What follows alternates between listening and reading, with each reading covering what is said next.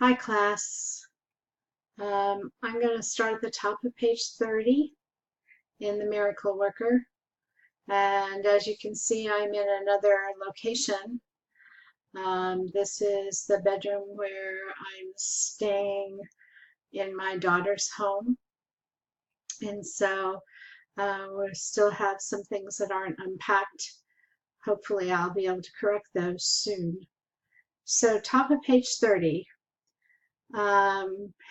Annie is trying to spell the word doll using sign languages. So we got to D, O, and then L, L,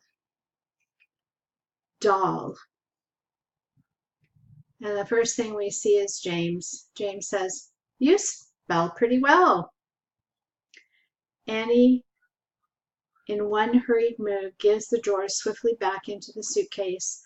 The lid bangs shut, and her head turned to see James leaning in the doorway. Finding out if she's ticklish, she is.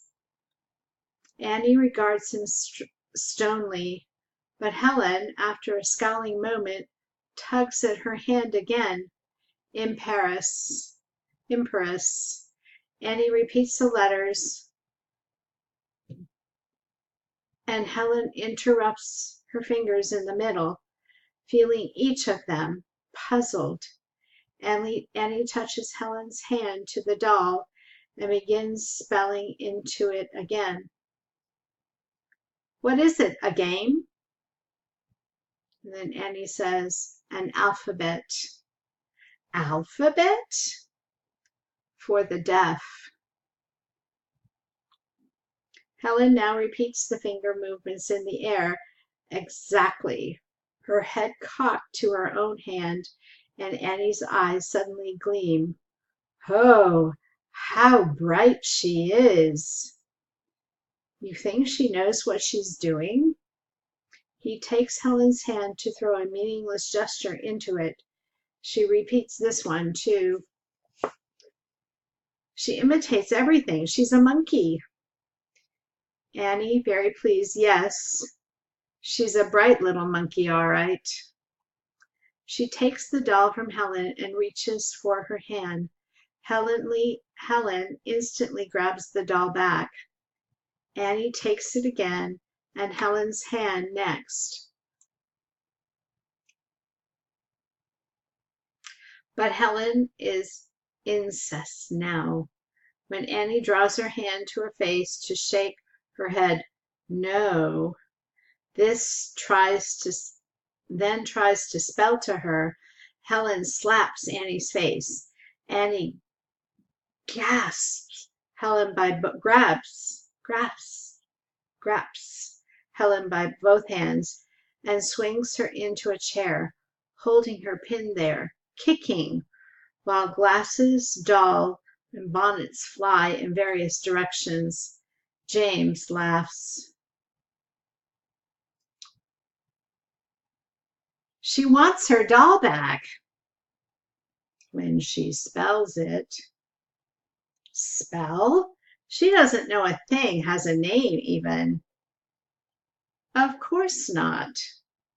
Who expects her to now? All I want is her fingers to learn the letters. Won't mean anything to her. Annie gives him a look.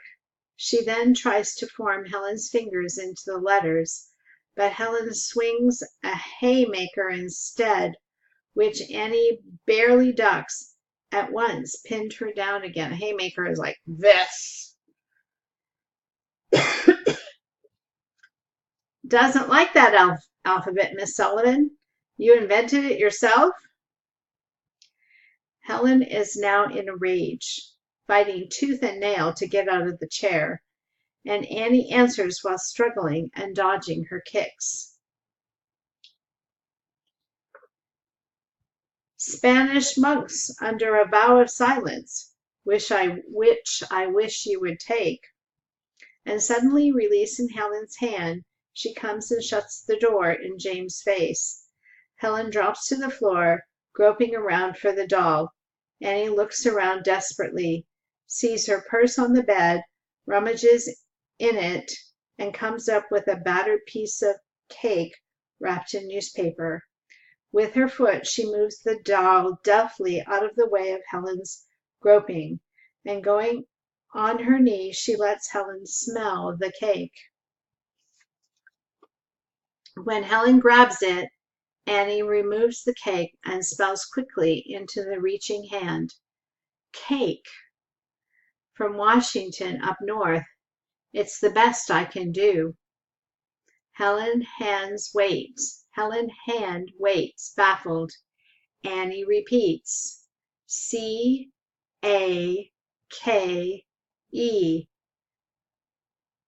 Do what my fingers do. Never mind what it means. She touches the cake briefly to Helen's nose, pats her hand, presents her own hand. Helen spells the letters rapidly back. Annie puts her hand enthusiastically and gives her the cake.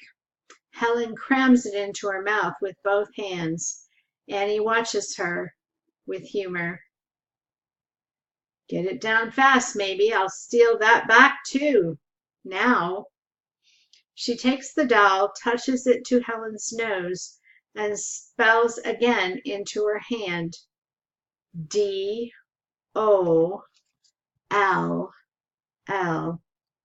Think it over. Helen thinks it over while Annie presents her own hand. Then Helen spells 3 letters. Annie waits a second, then completes the word for Helen in her palm. L. She hands over the doll, and Helen gets a good grip on its leg. Imitate now, understand later. End of the first la. She never finishes because Helen swings the doll with a furious energy. It hits Annie squarely in the face, and she falls back with a cry of pain. Her knuckles up to her mouth. Helen waits. Tense for further combat. When Annie lowers her knuckles, she looks at blood on them. She works her lips, gets to her feet, finds the mirror, and bares her teeth at herself. Now she is furious herself. You little wench! No one taught you any manners. But rounding from the mirror, she sees the door slam.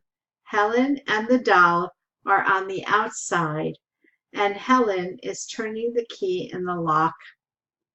Annie darts over to pull the knob. The door is locked fast. She yanks it again. Helen, let me out of!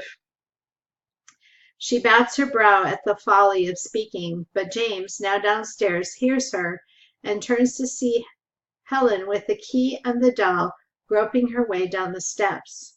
James takes in the whole situation, makes a move to intercept Helen, but then changes his mind, lets her pass, and amusingly follows her out onto the porch. Upstairs, Annie, meanwhile, rattles the knob, kneels, peers through the keyhole, gets up. She goes to the window, looks down, and frowns. James, from the yard, sings gaily up to her. Buffalo gal, won't you come out tonight? Come out tonight. Come out tonight. Buffalo gal, won't you come out tonight? Coming out? He drifts back into the house. Annie takes a handkerchief, nurses her mouth, stands in the middle of the room, staring at the door and window in turn, and so she catches sight of herself in the mirror. Her cheek is scratched, her hair disheveled, her handkerchief bloody, her face disgusted with herself. She addresses the mirror with some irony. Don't worry, they'll find you. You're not lost, only out of place. but she coughs, spits something into her palm, and stares at it, outraged and toothless. She winces. Oh, it hurts. She pours some water into the basin, dips the handkerchief, and presses it into her mouth. Standing there, bent over the basin in pain, with the rest of the set dim and unreal, and the lights upon her taking out a subtle color of the past, she hears again, as do we, faraway voices. And slowly she lifts her head to them. The boy's voice is the same. The others are cracked old crones in a nightmare. And perhaps we see their shadows. It hurts, Annie. It hurts. Keep that brat shut up. Can't you, girlie? How's a boy to get any sleep in this damn ward? It hurts, Annie. It hurts. Shut up, you. Annie, when are we going home? You promised. Jimmy? Forever and ever. You said forever. Annie drops the handkerchief, averts to the window, and is arrested there by the next cry. Annie! Annie! You there? Annie! It hurts! Grab him! He's falling! Annie! Little girl, I must tell you your brother will be going on a... But Annie clasps her hands to her ears to shut this out. There is an instant silence. As the lights bring the other areas again, James goes to the step to listen for a sound from upstairs. Keller, re-entering from left, crosses towards the house. He pauses, Helen en route to her retreat under the pump. Kate re-enters the rear door of the family room with flowers for the table.